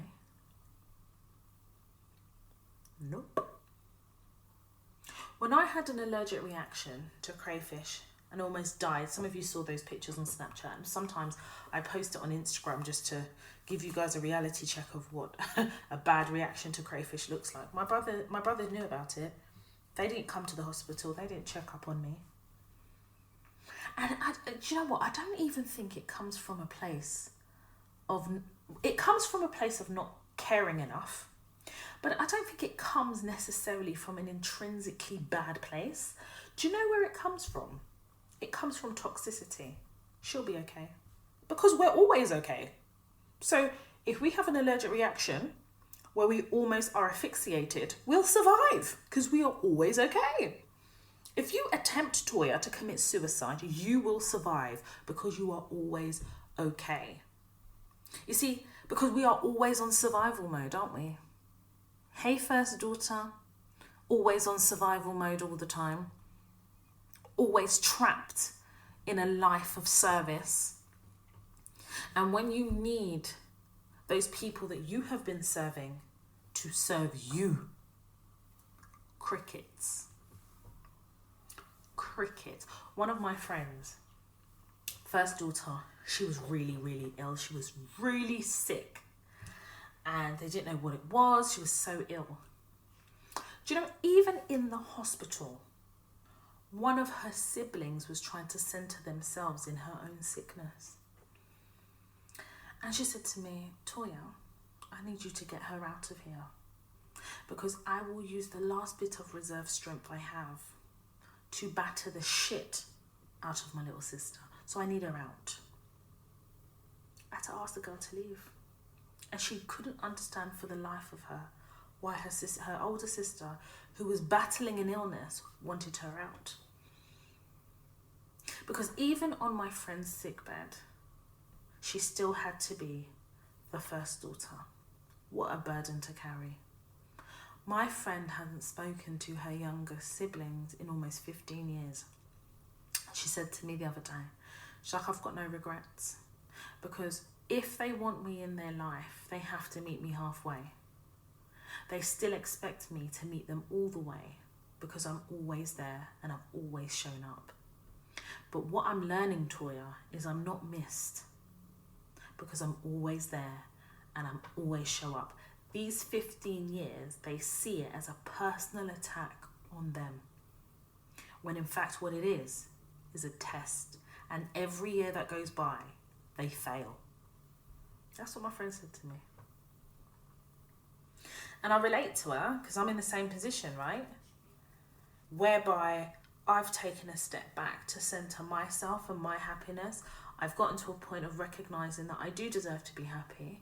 And actually, misery, tears, upset and depression is not intrinsic to my existence. And that happiness is a choice.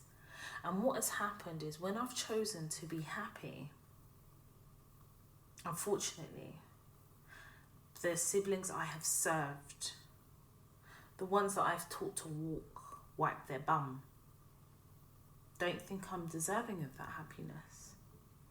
So what happens is those days turn to months. Those months turn into years. Then it becomes very difficult for them to come back. But this is what I'm going to say to you.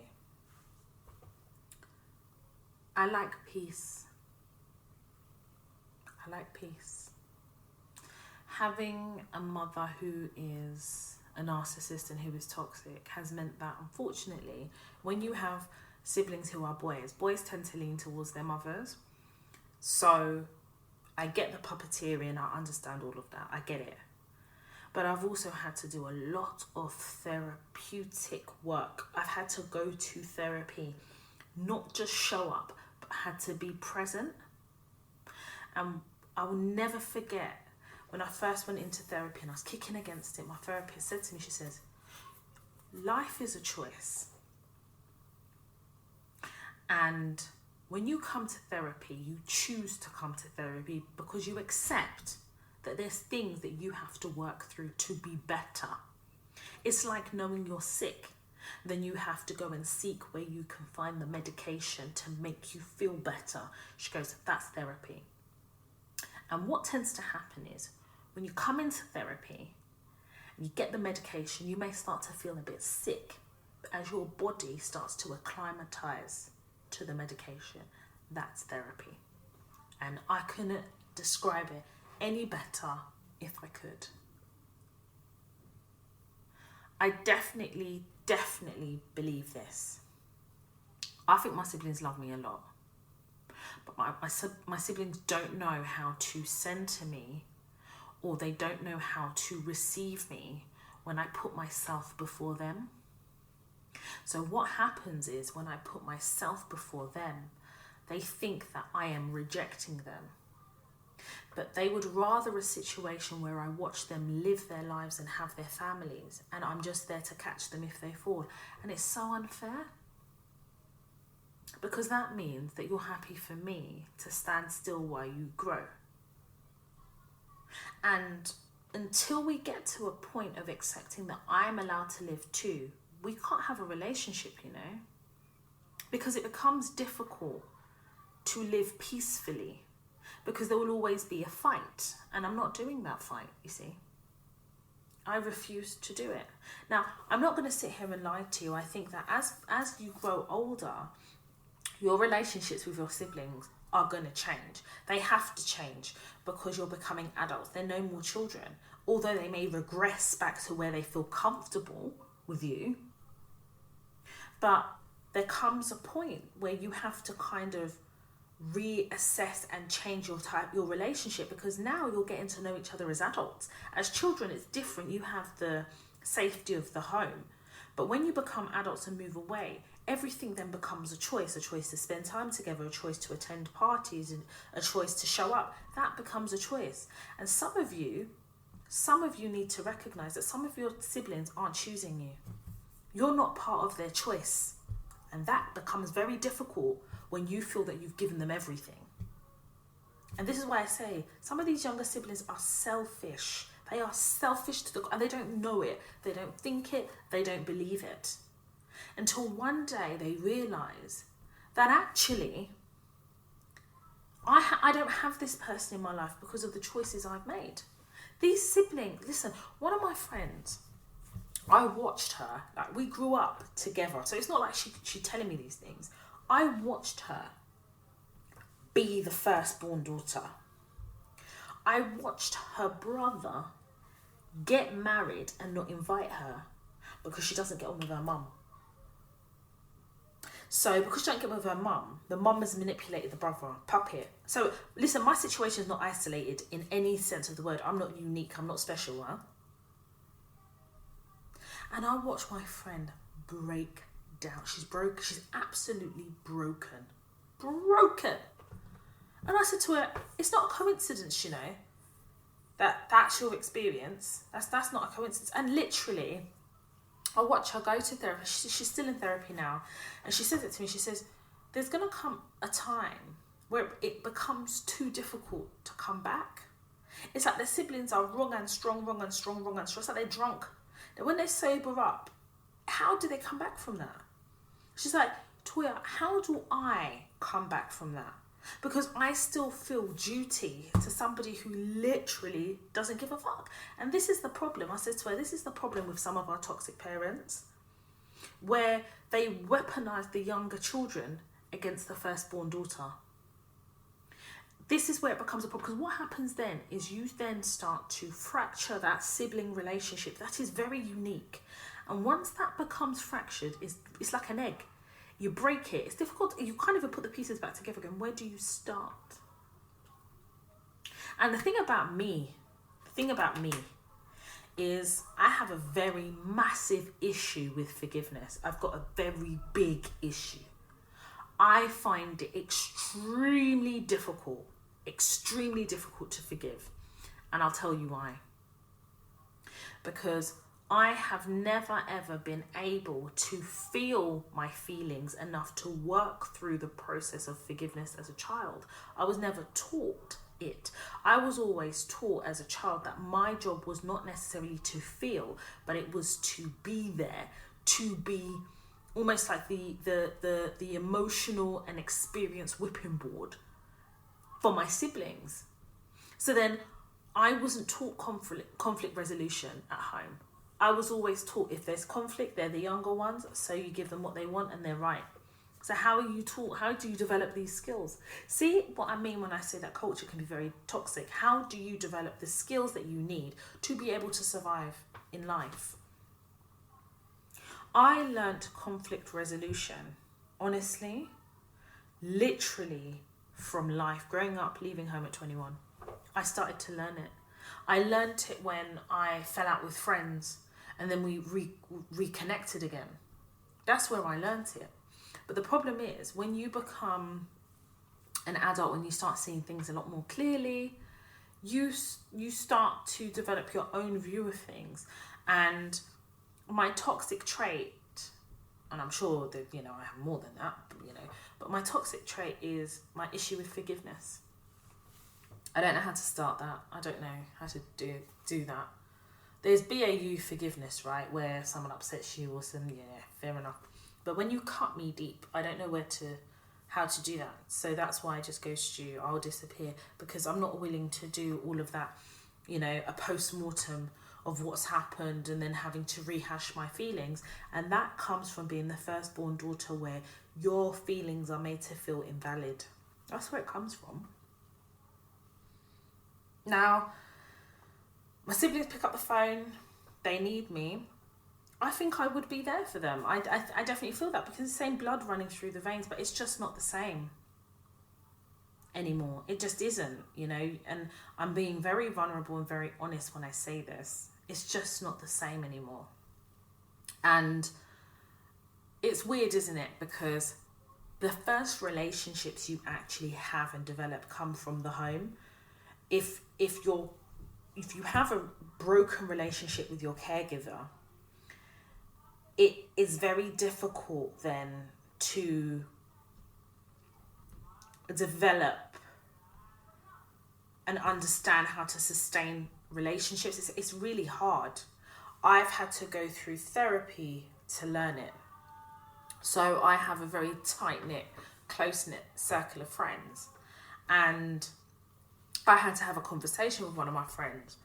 And I've never had to have a conversation like that before. And usually my defenses go up and I protect myself. But because I've learnt the skills in therapy and because I've had certain conversations, I was able to say to my friend, this is how I feel. I feel this way because of this. And I recognise that I find it difficult to do X, Y, Z. But I wanted you to know how I feel. Just because it's making me upset and it's upsetting me to the point where it's causing me to pull away. And I actually don't want to do that.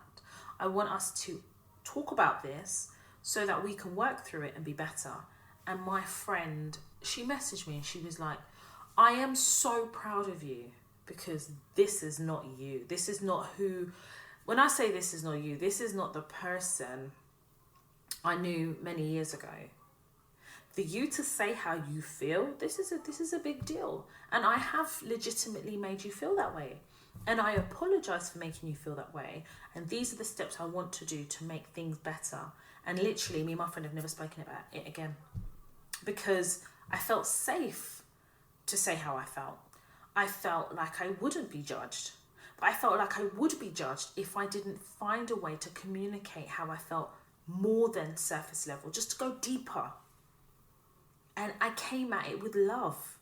And it felt so good. I wish I learnt that when I was younger. I wish. I really do. I don't know if there's any mothers listening to this episode who have firstborn daughters, but if there are, please, please, please, please, please recognise that as a firstborn daughter, we are also independent beings. We are not surrogate mothers.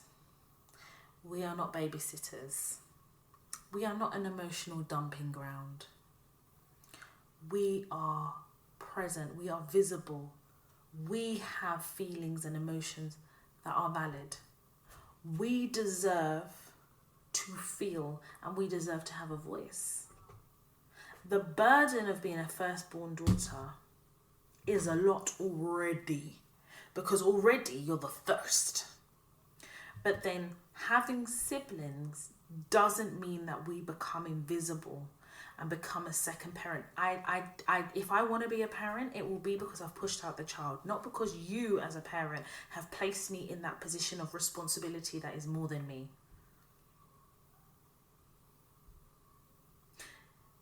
Your firstborn daughter needs to also feel that they're a child as well, that they can be a child of the family. I was always trying to grow up too quickly. I never, as a kid, I didn't really like spending a lot of time with kids my age. I wanted to be around the adults. That's why I know how to understand and speak my language, you know. My parents never taught me. I always put myself around the adults, so I picked it up.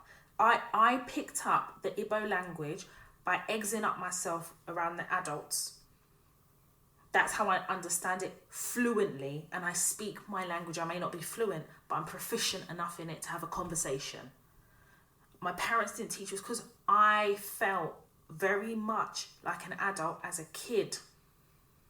So I wasn't necessarily entertained by people my own age. And what's happened is, as an adult, the same is the case. I have a lot of older friends. I don't have a lot of friends my own age. And I probably have maybe 2 or 3 friends who are slightly younger than me, but are extremely mature. A lot of my friends are older than me, and that's where it comes from. And again, I wouldn't have known any of this stuff if I didn't go to therapy and do the work. My friends will stand in front of you all and tell you, I do the work. I have a lot of introspection. You can't come and tell me about me. You can't tell me who I am, because I've done a lot of work. I know who I am. I stand firm in who I am, and I have no conflict about what I am. The good, the bad, and the ugly. But the reason why I wanted to do this episode is because no one really talks about kind of what is lost from the pressures of being a first daughter. Like the idea that you're never just allowed to be a child for the duration that you're a child, that it's almost taken from you and you're forced into being an adult, and you're criticized for not being mature enough. And it's like, well, how can I be mature? I'm 10 years old. How can I be mature? I'm only 16. A 16-year-old is not mature. You're still a kid. Allow us to be and enjoy the childhood before society robs us of that.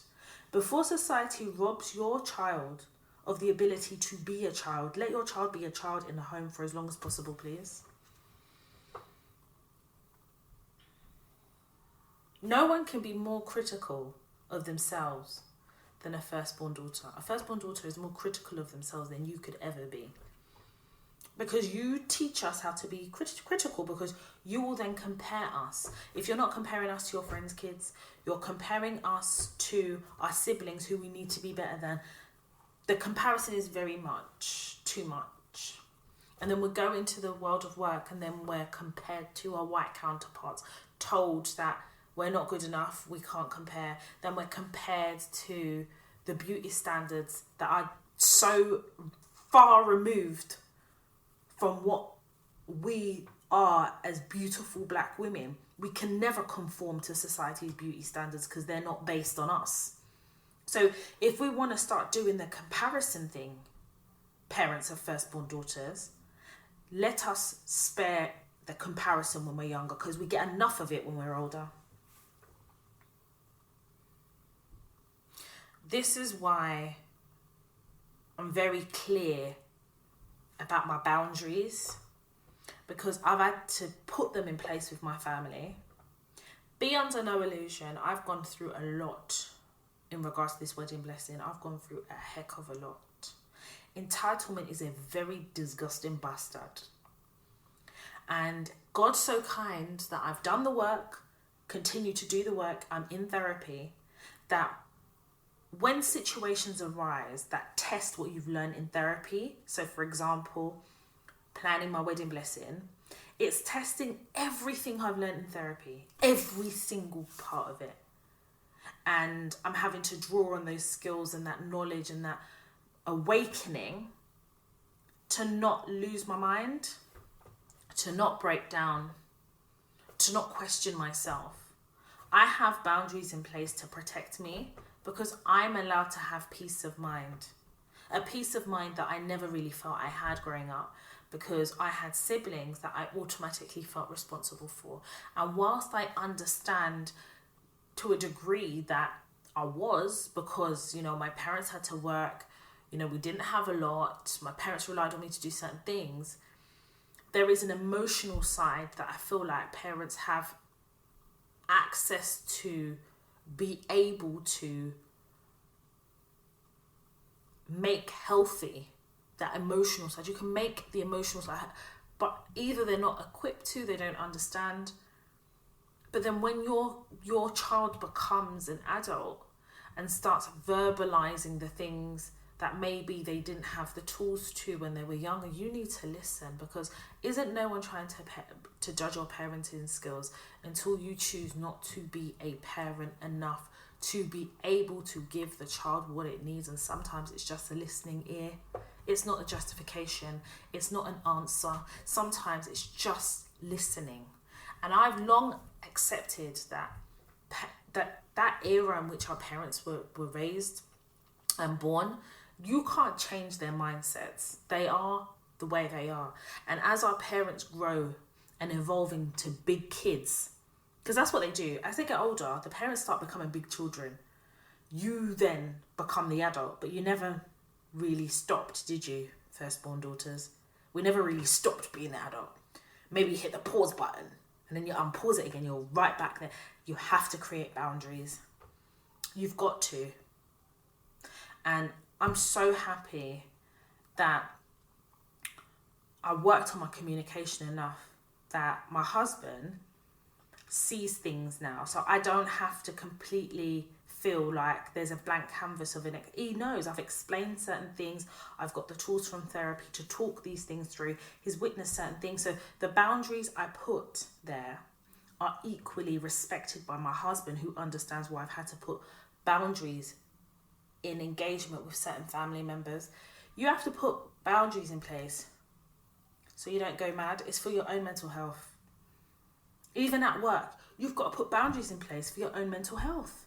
Because if you don't do it, what you're choosing is to not consider yourself or not prioritize yourself.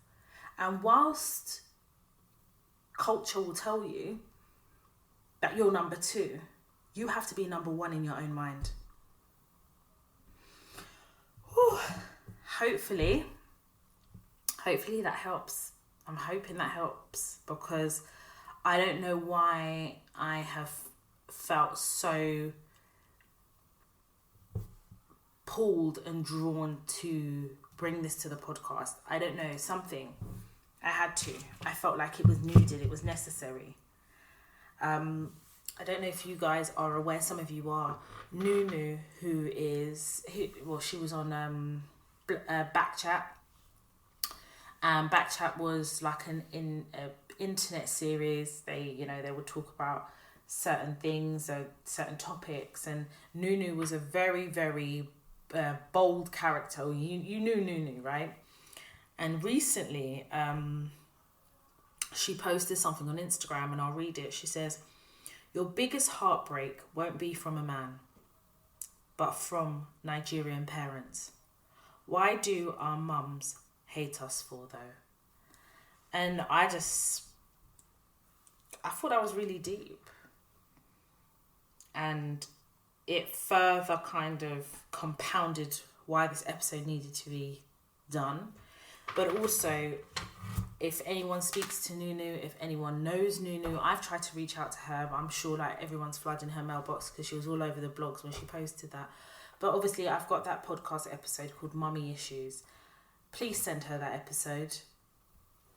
Please send Nunu that episode, because if it does anything, I hope it will comfort her and let her know that she's not the only one, that, you know, it's not personal to her, because sometimes you feel like it's just you, because the way society makes you feel like if you don't have a good relationship with your mum, there must be something with you. There's never any consideration that your mum might be a narcissist. Do you know what I mean? So if there is anyone that listens to the podcast that maybe you speak to Nunu, maybe you know her personally, please just send her the episode, Mummy Issues, part 1 from my podcast. It's there on Spotify, on Apple Podcasts. Just please send it to her. And, you know, I don't know what she's going through, but I just know that she's in a lot of pain, and it's going to take years of kind of working through and some healing to get her to a point whereby she feels inner peace and balance. And I'm going to say this: nothing is more important than your mental health, and nobody is more important than your mental health. So before I wrap up the episode, I did get a dilemma, and I do want to read out the dilemma because it was sent in the mailbox, and the person had told me they were going to send it, and so I'm going to read it out, and hopefully it also helps someone out there as well who may be in a similar situation. So it is quite long, and I always say to people, keep it straight to the point, please. And I am dyslexic, so please bear that in mind. Right, so the dilemma is called work toxicity and establishing boundaries.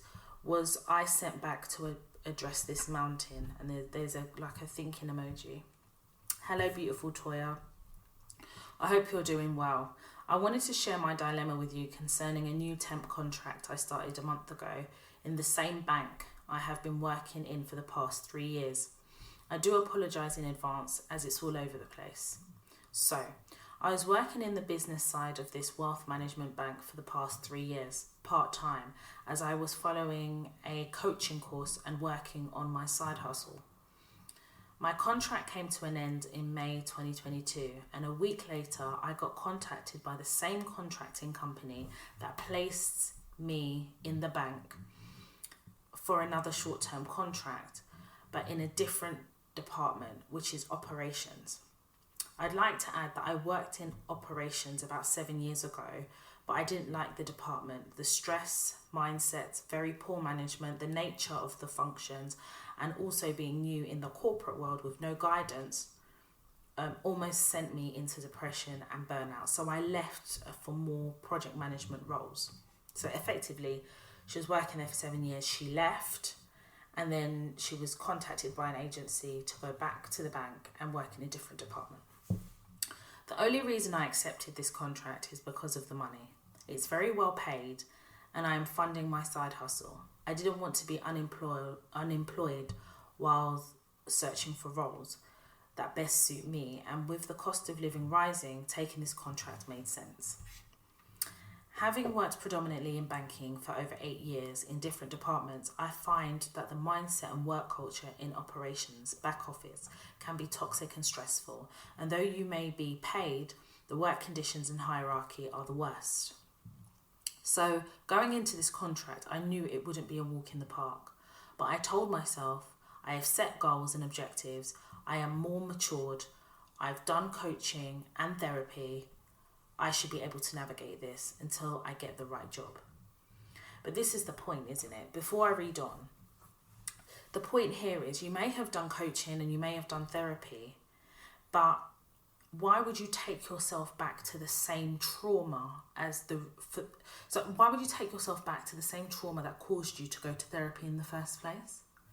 Do you get what I'm saying? Like, you know all the bad and toxic things that this organisation is, but you're taking yourself back there.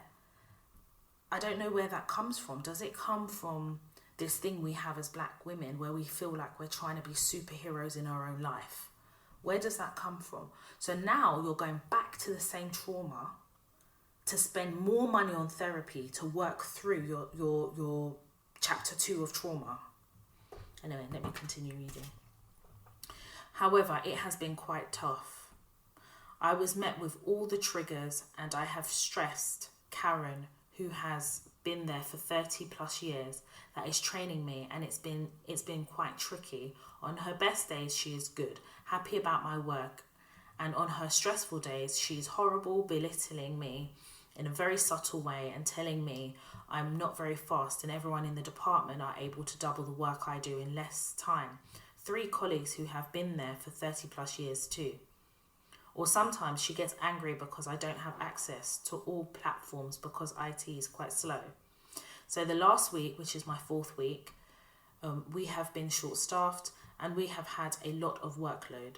I've been able to manage the week quite well regardless of the stress, but at times she would come with her usual critiques, and this Friday she got very angry over me encountering IT issues and caused a bit of a delay, which doesn't affect production and can be postponed to the following day. She threatened to report me to the director and told me that she thinks I don't work well and fast enough. She told me she thinks I'm being lazy at home, etc. I tried defending myself. Why? Why would you try defending yourself? Somebody like this, is it a conversation that you're going to defend yourself? No, it has to be in writing, and proving that her allegations are unfounded. I proceeded to ask for the proof that I wasn't being efficient or that I was disrupting the business, and she said no. She said she doesn't care about the results, she just wants me to work as fast as them. Mind you, the manager has no complaint about my work and results. I then shut down and my confidence took a hit because I realised that her attacks trigger past depression and anxiety, and I used to have. I realised that this is pure harassment. It's very hard psychologically for me because I had been working in the business side of the bank and client services for the past 3 years, where people are more respectful, less stressed, even if workload could be a bit heavy, and they have a more open mindset. It was more about quality, impact, growth, and not quantity. But there's no point reminiscing now, because you went into this knowing what it was. I'm really sorry, but okay, let me read on. The girl I replaced in this new department told me that all the team members have worked all their life in the same position. Most of them don't have university or college degrees, including the manager and the director. She told me this is the factory side of the bank, so get ready to work with closed-minded people with no soft skills. So a month later here, I find myself in anxiety and about to break down. So my question, is it wise for a meeting with the manager and address this in a professional way, the harassment and unreasonable comparisons and unrealistic expectation placed on me by the Karen of the service? When I was interviewed by the manager, Karen, and the director, I was very transparent in the fact that I haven't worked in operations in over 7 years. Although I may have worked predominantly in banking, it has been on project management and not processing the back office roles. They told me it's okay, they are very patient, and they just want someone with at least a first experience in operations and willing to learn. So I want to confront the manager by telling him that they haven't filled in their side of the deal, though I have been very willing and opening to learn. I don't understand. Do you listen to my podcast? I don't understand. I also want to ask that he would talk to Karen about the harassment. So the same person that doesn't even have a college degree, nothing, that's been there for over 30 years with the same Karen who's also been there for over 30 years, you think you're going to recruit him as an ally so that he can go and talk to Karen. That's what you think you're going to do. Okay, cool. About the harassment and treatment, and be clear that if my mental health boundaries and realistic objectives shared during our interview and onboarding are not respected, I will be forced to walk from this contract. So is that what you're going to say to him? Okay. I was wondering if it would be wise to tell them if after 2 months there is no change with Karen's harassment, I will definitely walk away. The contracting firm know the issues of this role. They told me if it's not working for me, they're happy to find me another role at any moment. So Toya, continue reading. I know for the fact that they need my services. I know I have leverage because they have not been able to find someone in the past 2 months. And the girl that I have replaced bailed on them last minute. I was told that I picked up all the procedures quite well, and they're happy that I am almost fully efficient, and they are not looking forward to training a new person. Could you kindly guide me on how to have this conversation without being emotional or self-sabotaging? I plan on following up with a follow-up email after the meeting with all that will be addressed, all discussed and agreed upon the ask for confirmation that he has spoken to Karen and a report of what has been set with her to avoid any legal action or termination of my contract. So this is how I think I would proceed. I'm kindly asking your advice on what is the best way to handle this matter, even if it would be totally different from my thought process. Truly, Toya, I had depression and a burnout at some stages of my career journey. I worked too hard to be on a healing path, so if leaving is the only way to keep me sane, I'll do that. But the thing is, you worked so hard to be on a healing path, to go back to the same place that caused you the trauma that required you to go to therapy to put you on a healing path. I also want to add, in the early stages of my career, when I was being abused and mistreated in a new role, I would internalize it, let anxiety and despair kill me, and end up running away to another role, even when I had proof.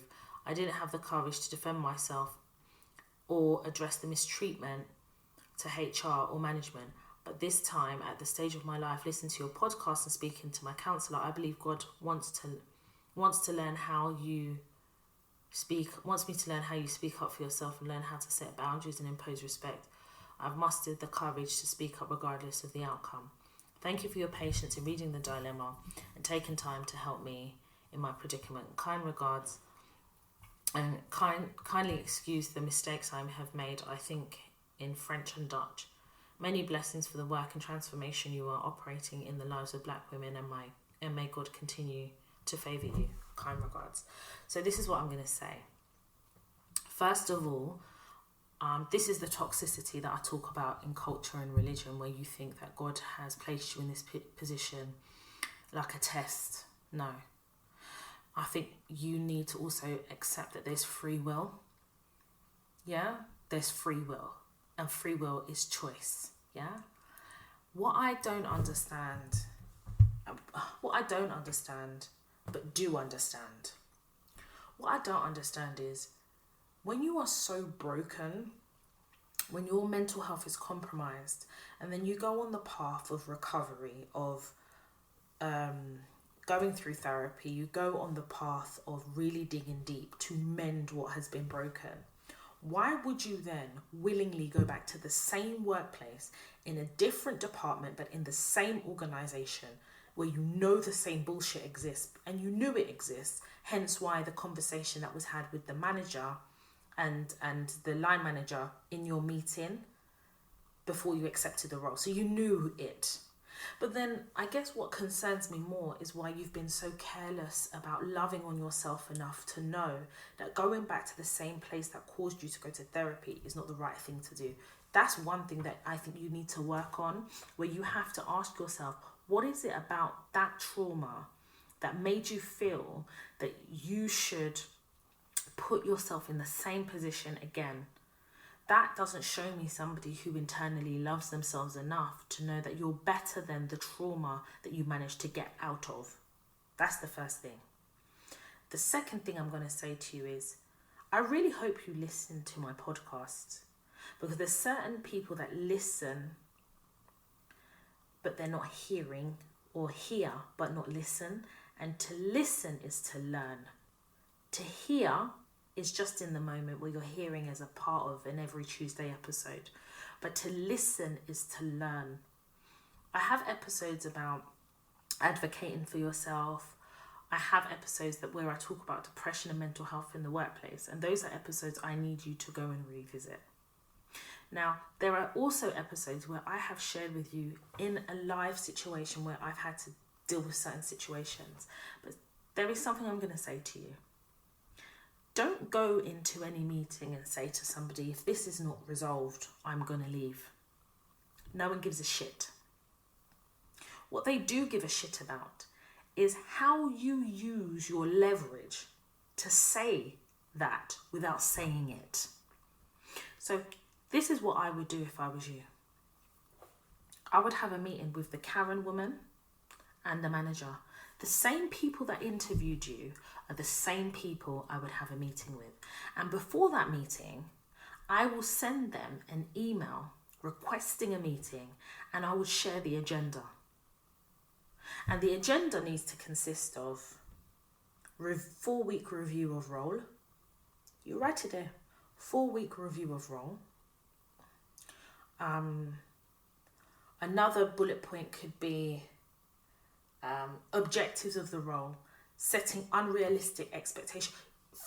4 bullet points. Put 4 bullet points. Send it to them. The reason you do that is you need to learn to play the game. You don't have to tell them that if it's not addressed, you're leaving. The mere having the meeting and setting the scene tells them that. Because they know that a consequence of them not doing what they need to do is obviously going to be that you're going to leave. But you don't need to tell them your plans. What is it about us as black women that feel the need to tell white people our plans? Why do you do that? Do they tell you theirs? I know that you are in a different country, but I'm sure you follow politics, or at least are aware of it. The Chancellor of the Exchequer wanted Boris Johnson's job as Prime Minister. He didn't say to Boris, if you continue to lie to the British public, if you continue to mislead the British public when we was in lockdown and you were having your little parties, if you continue, I'm going to leave my position and I'm going to come after your job. Rishi Sunak didn't do that. What he did is he started plotting. He started moving things like a chess piece. And now he done checkmate. And his checkmate is he resigned. The health secretary resigned.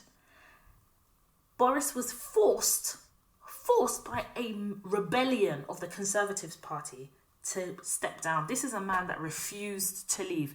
He literally had a vote of no confidence because people were voting with their feet. And now Boris Johnson has resigned. And guess who's trying to run as the leader of the Conservative Party? Is it not the former Chancellor of the Exchequer, Rishi Sunak? You have to learn how to play your cards close enough to your chest so no one sees your next move. But play them in such a way that you get what you want. Ultimately, you want to stay at this job, otherwise you wouldn't be there. Obviously, you want peace. What you're asking me for is, Toya, how do I get the peace of mind to be able to do my job and collect my money and go about my business? The only way you're going to be able to at least get some form of peace is you've got to use your leverage by confronting this situation head on. And when you have a meeting with your manager or the director and your manager, it's not he said, she said. That's elementary. You talk to them and say, these are the situation, and you only need to give a couple of examples. Nobody wants to hear a story. You see this long email that you sent? This is not how the meeting will go. Keep it brief. The meeting needs to be 30 minutes. That means that you're giving yourself 30 minutes to effectively communicate the message you need to communicate. You need to lead that meeting and basically say to them, you are making my position here untenable. And this is the reason why. You give 3 poignant examples. And then you remind them of what was agreed at interview stage. Now, personally for me, once I was offered the job, I would have sent them a summary of their meeting at the interview. Because that is what you would have used now to hold them accountable. But, learning lesson, yeah? Mm-hmm. And then you say to them, I need a commitment from you that the behaviours that have been displayed in the last few weeks stops today. Because if it doesn't stop today, I don't see how I can continue on in this role. That's all you have to say it like that. You don't say, if it doesn't change, I'm leaving. You say to them, I don't see how I can continue on this role. Because when you say you don't know how you don't see how you can continue in this role, you're asking them to see it for you. Because they need you more than you need them. Because you have the leverage based on what you've said here. But the challenge here is whether you can effectively manage this It's not about whether God is testing you so that you don't go from another job to another job. That's bullshit. The test here is the position you've placed yourself in.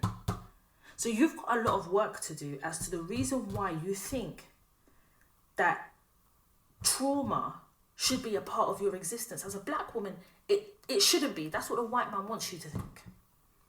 That's what the non-black people want us to think. That trauma is an intrinsic part of our existence, to the point where we're now choosing to walk into it. There's work that you need to do with that. But here is an opportunity for you to advocate for yourself. So I've given you the blueprint. I've just told you how to do it. The way you're planning to do it is this sympathy vote. It doesn't work, darling. You have to come in strong. You have to come in clear. These are the things I need. If you cannot do them, I don't see how I can continue my role here, because you'll now start making my role untenable. That's what you have to say. And then you give them an opportunity to make a choice. And I tell you why. Because if left for you, you can stay in this position. But then you'll break.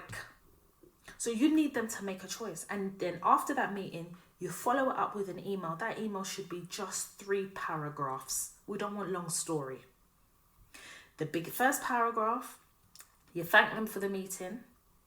You talk about, in that first paragraph, what was discussed briefly. 3 paragraphs is what I'm giving you. The middle is what was agreed. The conclusion is how you move forward. Simple. And then let them make the decision.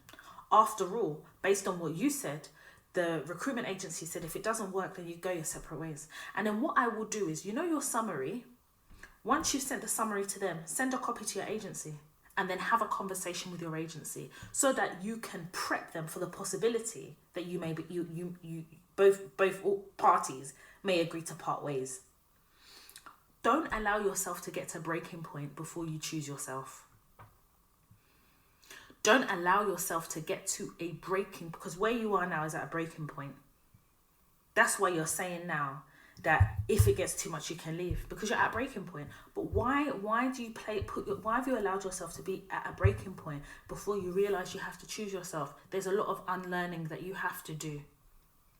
And the unlearning you have to do is where you think that you're not worthy enough of peace. Because if you thought yourself worthy of peace, you wouldn't have gone to the fire, which is back to the same organization that disrupted your peace in the first place. Now, some people can turn around and say, but Toya, she needs the money. It's not always like that. Let me tell you something. I choose my mental health and I choose peace over money each and every day. I have done that. I've done it several times in my career. I've taken a £40,000 pay cut before for peace. For peace, I've taken a £40,000 pay cut as a perm employee for peace. That's to tell you that you can't put a figure, a monetary value on peace. And remember how I started this podcast? I said to you, no organisation is perfect. How I started this podcast, I said there's good and bad in every organisation. Even where I'm contracting now, it's not great, but it's peaceful enough that I can get my job done. I do my job, and my invoices and timesheets are approved and paid. What's my business? As soon as my peace is interrupted, then that's when I have to, because when your peace is interrupted, I start hearing pound signs of therapy that I'm going to have to pay for. And I can't expense that. And I can't invoice them for it. It's me that has to pick up that tab. That's how I look at it. Because if you refuse to center yourself, you will spend a lot of money having to work through the trauma that you've picked up from places where you've not been able to center. You have to start prioritizing your mental health. That's what you need to start to do. So hopefully this advice has helped you. And in sharing it, I hope it's helped other people too. I do want to congratulate you for being able to be honest enough with yourself to know where the problem in this situation lies, and for being brave enough to be vulnerable enough to share it on a podcast. And whilst, yes, I've been slightly hard, But I don't think you've sent me a dilemma because you think I'm a soft person to do soft touch. You sent the dilemma because you know I'm straight, I'm honest, and I'm direct. That's why you sent this dilemma. And I hope that what I have said here not only supports you in dealing with the situation, but causes you to also deal with the parts of this dilemma where you haven't been so kind to yourself. Because you are a queen. You are a black queen. You're deserving of grace. You are deserving of happiness. And you deserve peace. And that peace comes from the choices you make in your career that allow you to flourish in your purpose. Go and be great, sis, because you are filled with greatness. Okay, so I'm going to draw this episode to a close. I hope that this episode has been everything that you have been waiting for over a week. Again, I'm going to remind you all that we have the Toya Talks Academy, where we have some amazing masterclasses, namely the CV Masterclass, the Interview Skills Masterclass, the Salary Negotiation Masterclass, the Redundancy Masterclass, and the new masterclasses that have been added to the catalogue, Passing Your Probation Masterclass, and the Resignation Masterclass. You will also find the Mother and Daughter Masterclass, which is also there on the toyatalks.com website. I want to encourage you all to go ahead, have a look, go on the website, have a look at some of the masterclasses and join the Toya Talks Academy. I also want to share that anybody who has previously bought a masterclass, do not rebuy the masterclasses you have bought.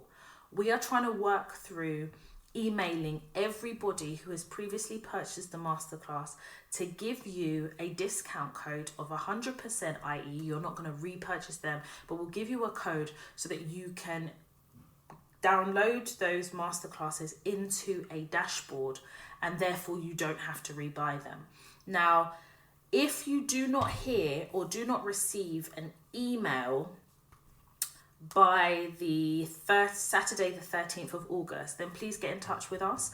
But we are working through a long list of people who have previously purchased masterclasses to give them discount codes. So if you don't hear from us by the 13th of August, do get in touch. But hopefully by then we should have emailed everybody with a discount code.